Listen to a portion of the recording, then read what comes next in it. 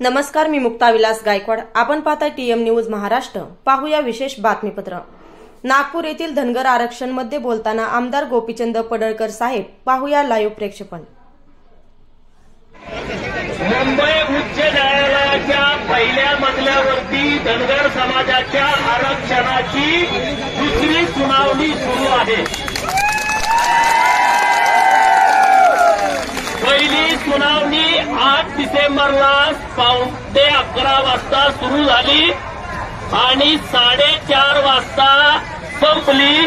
अर्ध्या तासाचा जेवणाची सुट्टी सोडून एवढे तास काम चाललं आणि त्या कामामध्ये धनगर समाजाची बाजू आपले खंबाटा वकील साहेब आणि चंद्रचूड वकील साहेब, शाह मॅडम आणि ऍडव्होकेट दत्ता माने यांनी खूप चांगल्या पद्धतीनं उच्च न्यायालयाच्या समोर मांडली. आज दुपारी 2:30 वाजल्यापासून हे काम सुरू आहे आणि 15 तारखेला परत दिवसभर सकाळी 10:30 वाजल्यापासून कोर्ट संपेपर्यंत हे कामकाज चालणार आहे. जर 15 तारखेला हे कामकाज संपलं नाही तर एखादा दिवस सुनावणी पुढे वाढू शकते, हे तुम्हाला माहिती असू द्या.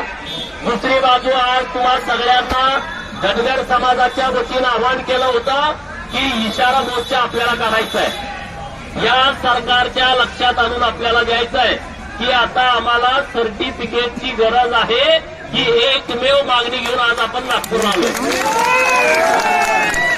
दुसरी कुठली मागणी नाही. शेळ्या द्या, मेंढ्या द्या, ही आपली आजची मागणी नाही आहे. आज आमची मागणी एकच आहे की धनगराच्या पोराच्या हातामध्ये एसटीचा दाखला द्या. तर ही मागणी आपण काय करतोय तर राज्य सरकारनं मान्य केलं. काय मान्य केलं की या महाराष्ट्रामध्ये धनगर नावाची जमात अस्तित्वातच नाही. बरोबर का?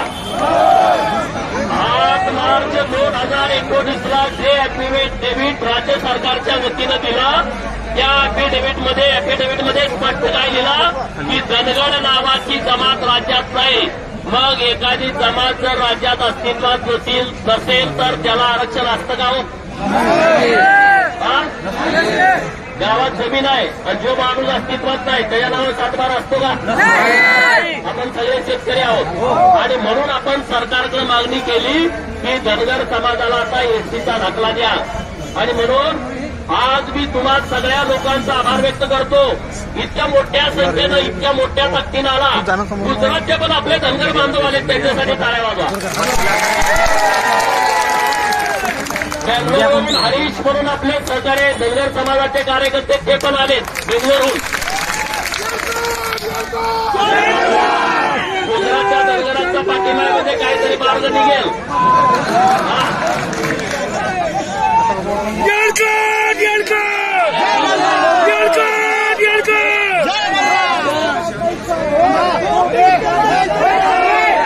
सरकारच्या बाजूला धनगर समाजानं आपली भूमिका घेतली, पण जेव्हा सरकार सत्तेत येतं तेव्हा धनगरांच्या बाबतीमध्ये नेहमी दुजाभाव होतो की नाही? आणि म्हणून आता आम्हाला दुजाभाव चालणार नाही. या लोकांनी, प्रस्थापितांनी धनगरांच्या बाबतीमध्ये एक समज तयार केला या राज्यात की धनगर भोळा आहे, धनगर अडाणी आहे, धनगरावरती किती अन्याय केला तर तो सहन करतो, असा नरेटिव्ह या महाराष्ट्रातल्या प्रस्थापितांनी सेट केलाय. मला त्यांना सांगायचं आहे, धनगर भोळा नाही आहे. अरे धनगर भोळा नाही, हा महादेवाचा तिसरा भोळा आहे. जो अन्याय करतो त्याच्या विरोधात धनगर भूमिका घेतो म्हणजे घेतो का नाही?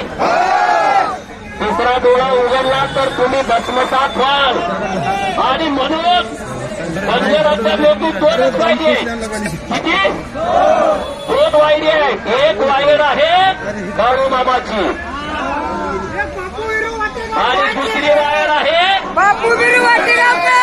धनगरांचा. मोड हा बाळूमामाचा असतो, पण जर अन्याय केला तर ऑटोमॅटिक वापरून बिरू वाटेगावच्या मोडमध्ये जातो धनगर.